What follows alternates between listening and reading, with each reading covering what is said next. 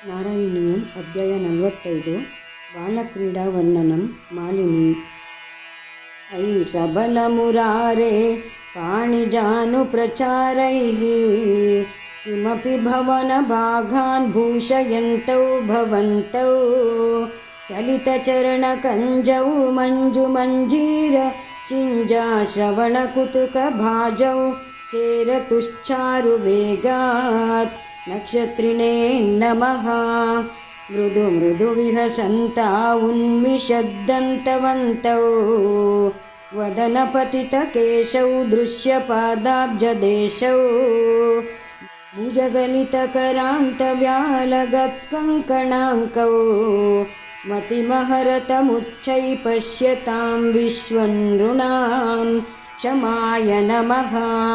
ಅನುಸರತಿ ಜನೌಘೆ ಕೌತುಕ ವ್ಯಾಕುಲಾಕ್ಷೇ ಕಿಮಪಿ ಕೃತ ನಿನಾದಂ ವ್ಯಾಹಸಂತೌ ದ್ರವಂತೌ ಬಲಿತವದನ ಪದ್ಮಂ ಪೃಷ್ಠತೋ ದತ್ತದೃಷ್ಟಿ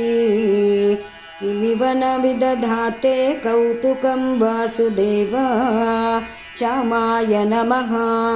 ಧೃತಗತಿಷು ಪತಂತಾವುತ್ಥಿತೌ ಲಿಪ್ತಪಂಕೌ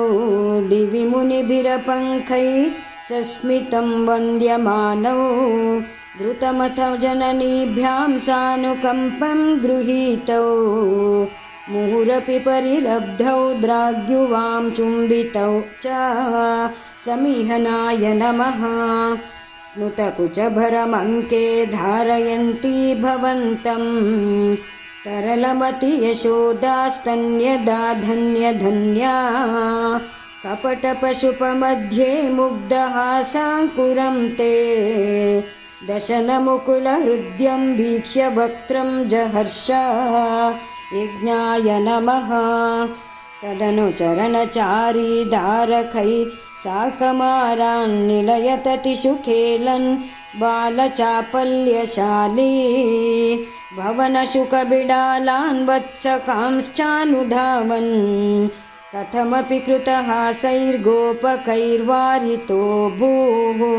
ಇಜ್ಯಾಯ ನಮಃ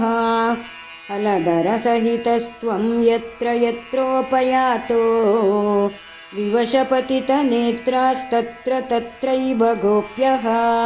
ವಿಗಲಿತಗೃಹಕೃತ್ಯಾ ವಿಸ್ಮೃತಾಪತ್ಯಭೃತ್ಯಾ ಮುರಹರ ಮುಹುರತ್ಯಂತಾಕುಲಾ ನಿತ್ಯಮಾಸನ್ ಮಹೇಜ್ಯಾಯ ನಮಃ ಪ್ರತಿನವನವನೀತಂ ಗೋಪಿಕಾ ದತ್ತಮಿಚ್ಚನ್ ಕಲಪದಮುಪಗಾಯನ್ ಕೋಮಲಂ ಕ್ವಾಪಿ ನೃತ್ಯನ್ ಸದಯ ಯುವತಿ ಲೋಕೈರರ್ಪಿತಂ ಸರ್ಪಿರಶ್ನನ್ ಕ್ವಚನ ನವ ವಿಪಕ್ವಂ ದುಗ್ಧಮಪ್ಯಾಪಿಭಸ್ತ್ವಂ ಹೃತವೇ ನಮಃ ಮಮ ಖಲು ಬಲಿಗೇಹೇ ಯಾಚನಂ ಜಾತಮಾಸ್ತಾಮಿಹ ಮುನರಬಲಾನಾಮಗ್ರತೋ ನೈವ ಕುರ್ವೇ ಇತಿ ವಿಹಿತಮತಿ ಕಿಂ ದೇವ ಸಂತ್ಯಜ್ಯ ಯಾಚ್ನಾಂ ದಧಿಘೃತಮೋಹರತ್ಸ್ತ್ವಂ ಚಾರುಣಾಚೋರಣೇನ ಸತ್ರಾಯ ನಮಃ ತವ ದಧಿಘೃತಮೋಷೆ ಘೋಷಯೋಷ ಜನಾನಾಮ ಭಜತ ಹೃದಿ ರೋಷೋ ನಾವಕಾಶಂ ನ ಶೋಕಃ ಹೃದಯಮಪಿ ಮುಷಿತ್ವಾ ಹರ್ಷಸಿಂಧೌ ನ್ಯಧಾಸ್ತ್ವಂ ಸಮಮ ಶಮಯ ರೋಗಾನ್ ವಾತಗೇಹಾಧಿನಾಥ ಸತಾಂ ಗತಯೇ ನಮಃ